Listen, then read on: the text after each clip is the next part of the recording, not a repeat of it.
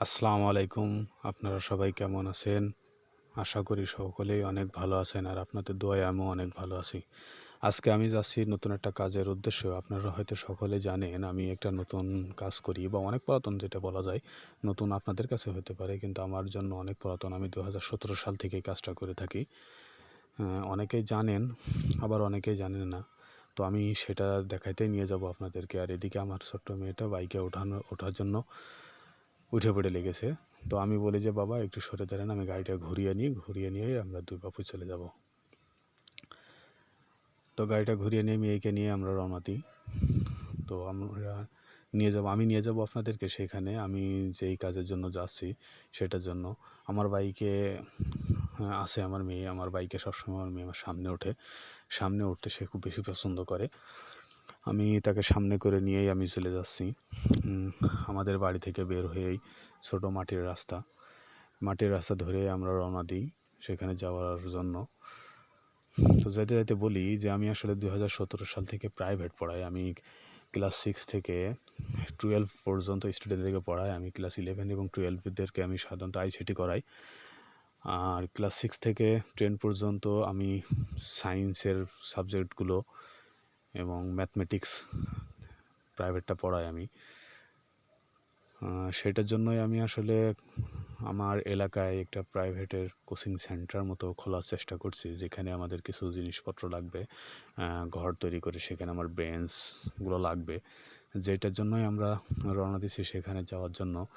যাতে আমি আপনাদেরকে দেখাই, আমাদের বাড়ি থেকে বের হয়ে কিছু দূরে একটা ছোট ক্যানাল রয়েছে, যেটা থেকে পানি থেকে আমাদের এলাকার সকল চাষাবাদগুলো হয়ে থাকে।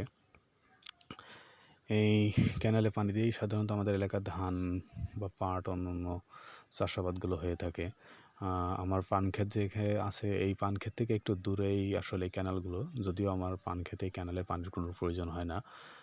তো বলতে বলতে আমরা চলে আসি সেই কাঙ্ক্ষিত জায়গায়, যেখানে আমার বেঞ্চগুলো ছিল বা অর্ডার করা ছিল, সেখানে আমরা চলে আসি।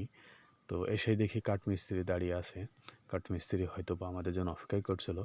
তো আমি এসে কাঠমিস্ত্রির সাথে কথা বলি। কাঠমিস্ত্রিকে আমাদেরকে দেখিয়ে দেয় যে কোন কোন বেঞ্চগুলো। তো আমি যাই। আমি একটা বড় কাঠমিস্ত্রি, আপনারা হয়তো জানেন বিশাল বড় কাঠমিস্ত্রি, যে কাঠের কও পারে না অথচ কাঠমিস্ত্রি। আমি যে বেঞ্চগুলো নেড়ে ছেড়ে দেখি যে বেঞ্চগুলো আসলে কেমন হয়েছে, আসলে এই নাড়াচাড়ার মধ্যে কিছুই নাই, শুধুমাত্র ভুংভাং।